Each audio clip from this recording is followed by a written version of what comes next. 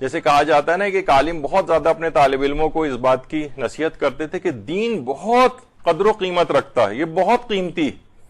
تو ایک دفعہ وہ طالب علم کا جوتا پھٹ گیا اور وہ موچی کے پاس گیا، پیسے تھے نہیں. کہا کہ تم ایسا کرو کہ اگر میرے جوتے کو بنا دو تو میں تمہیں چند فقہی احکام سکھاؤں گا. موچی نے کہا چلو چلو بھاگو یہاں سے، مجھے پیسے ہی چاہیے، مجھے یہ تعلیم دین اپنے پاس ہی رکھو.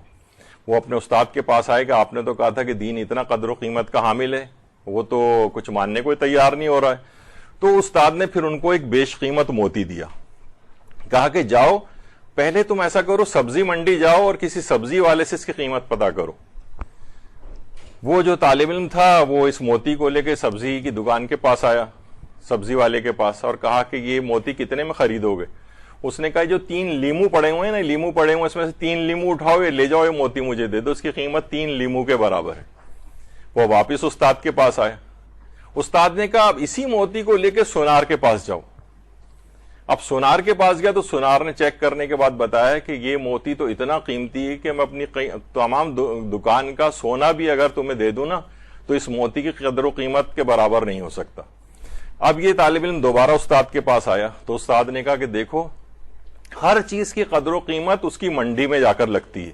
سبزی کی قیمت سبزی منڈی میں لگتی ہے اور موتی کی قیمت سونار کی جو منڈی ہے، سونے کی دکانیں، وہاں پر لگتی ہے. علم دین کی قدر و قیمت یہ اللہ کی منڈی میں لگتی ہے، اللہ کی بارگاہ میں لگتی ہے. اللہم صلی علی محمد و آل محمد.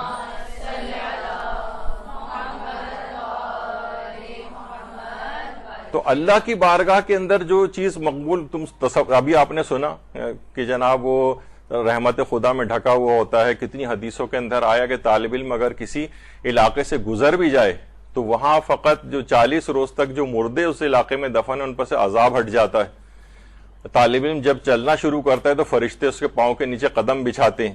یہ عام لوگ افراد کہاں اس بات کو پا سکتے ہیں کہ کتنا بڑا مقام. یہ تو اللہ کی منڈی ہے نا، اللہ قیمت لگائے گا آپ کی. اللہ نے قیمت لگائی ہوئی ہے آپ کی کہ آپ کا قدموں کا چلنا فرشتوں کے پروں کے اوپر ہوگا.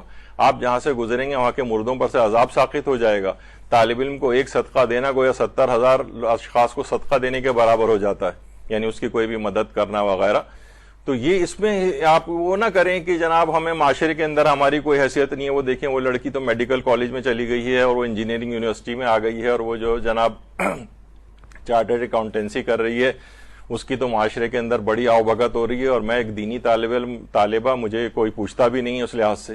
تو اصلاً آپ اپنی جو قیمت ہے وہ غلط منڈی میں لگا رہی ہیں. آپ گویا کسی سبزی فروش کے پاس یا اس طرح کی افراد کے پاس، اصل تو قیمت آپ کی اللہ کی بارگاہ کے اندر لگنی.